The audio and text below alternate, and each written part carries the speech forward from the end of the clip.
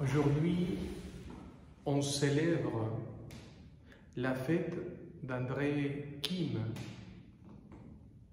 et ceux qui ont été martyrisés avec lui en Corée. L'évangélisation de la Corée a été au XVIIe siècle.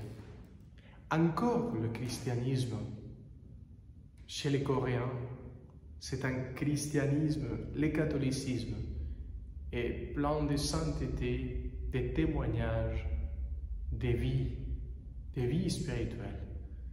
Mais en fait, c'était au XVIIe que des laïcs ont commencé l'aventure d'amener le royaume de Dieu, l'Église, l'Eucharistie, l'expérience de Dieu parmi eux.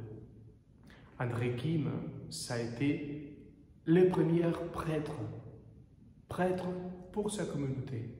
Il a tout donné. À la fin, au moment de mourir, il a dit « Je donne ma vie au Christ, je rends ma vie au Seigneur. Je vous invite tous à la conversion, parce que vous trouverez la joie, la véritable joie qui est dans la conversion. » Donc, aujourd'hui, l'évangile de Luc nous parle des disciples qui marchaient avec notre Seigneur. Et en plus, il parle des femmes qui faisaient partie des disciples. Il parle même des noms et des sujets de chacune. Jeanne, l'épouse de Coussa. Et en plus, il parle de Marie-Madeleine, de laquelle notre Seigneur a chassé 7 démons. C'est-à-dire 7, c'est le chiffre, le numéro de la perfection, de la totalité. Il a chassé 7 démons, c'est-à-dire il a enlevé tout cela qui avait des méchants et des contraires à Dieu dans le cœur de cette femme qui a devenu apôtre des apôtres. Voilà le fait de nommer les femmes et de dire que les femmes marchaient à la suite de notre Seigneur. C'est impressionnant. À l'époque, un rabboni, un rabbin, n'avait jamais de disciples femmes. Mais notre Seigneur, oui.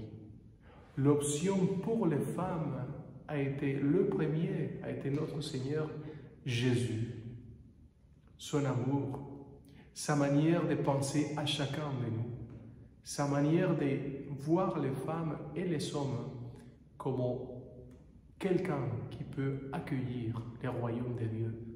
Ça va continuer toujours à nous toucher, à nous tous, en disant on ouvre la porte de notre cœur pour que lui, il soit présent parmi nous. Que Dieu vous bénisse et vous fasse vous expérimenter choisi par notre Seigneur. Au nom du Père et du Fils et du Saint-Esprit. Amen.